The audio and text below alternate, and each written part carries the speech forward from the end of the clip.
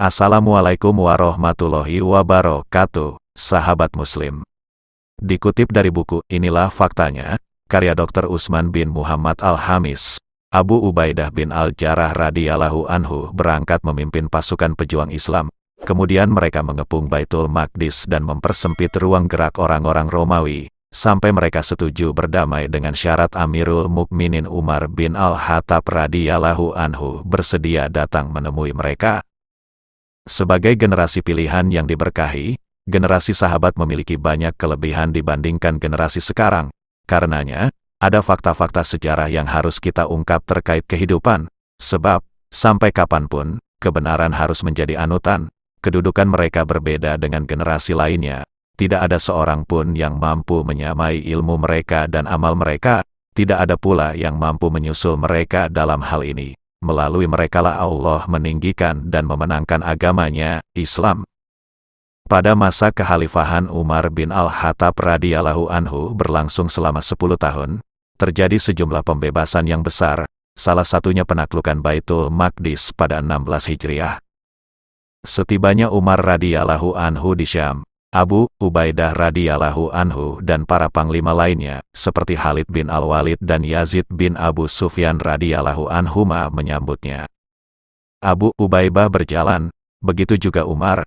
Abu Ubaidah hendak mencium tangan Umar, sementara Umar hendak mencium kaki Abu Ubaidah. Abu Ubaidah menolak, seperti juga Umar, lalu mereka beranjak dari tempat tersebut. Perdamaian dengan orang Nasrani Baitul Maqdis akhirnya tercapai. Umar mensyaratkan supaya orang-orang Romawi diusir menuju 3 tempat. Umar memasuki Baitul Maqdis, dan memasuki masjid melalui pintu yang dilalui Rasulullah pada saat malam Isra.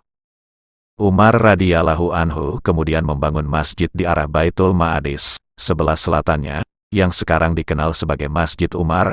Dia memindahkan tanah yang berada di Sakrah dengan ujung selendang dan pakaiannya, yang diikuti kaum muslimin. Lalu dia menyuruh penduduk Yordan untuk memindahkan tanah yang masih tersisa.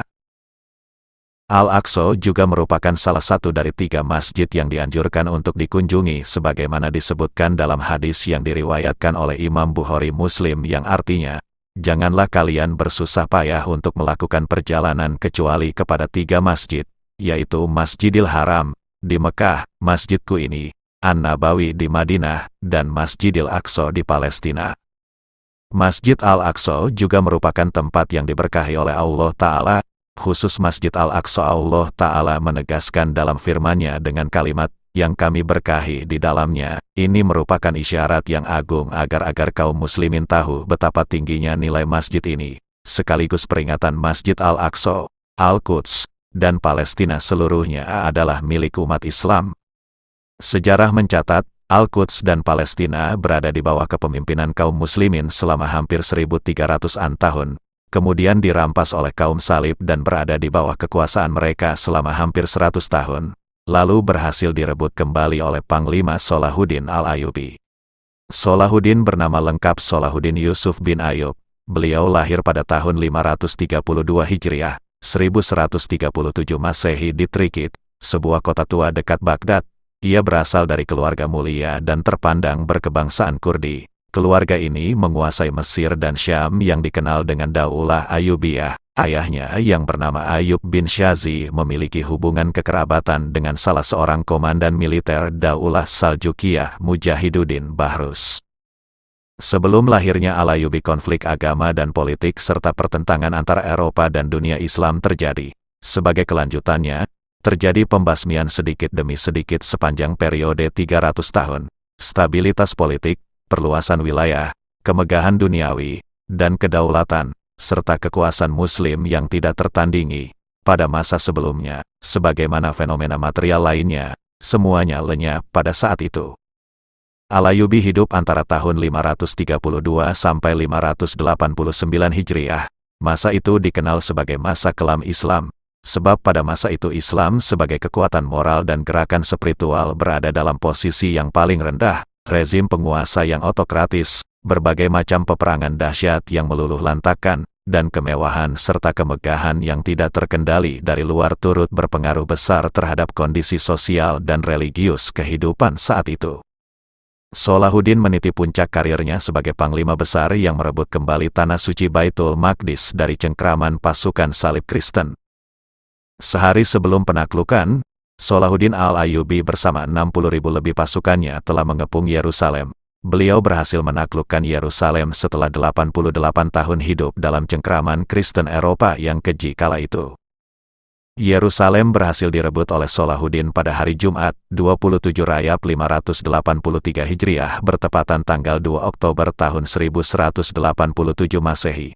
Al-Quds akhirnya berhasil takluk dari penjajahan Kristen Eropa. Hari itu kebetulan bertepatan dengan peringatan Isra Mi'raj Nabi Muhammad Sallallahu Alaihi Wasallam.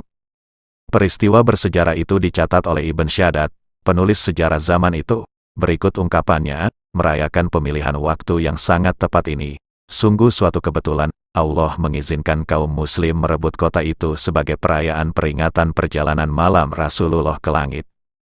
Di balik kesuksesan Salahuddin Al-Ayyubi dalam pembebasan Al-Quds ada sosok hebat yang berpengaruh di belakangnya yaitu Nuruddin Mahmud bin Zanki atau lebih dikenal dengan Nuruddin Zanki, pemimpin sebelum Salahuddin Al-Ayyubi. Sosok Nuruddin Zanki dikenal sebagai pemimpin lurus dan tegas dalam penegakan keadilan.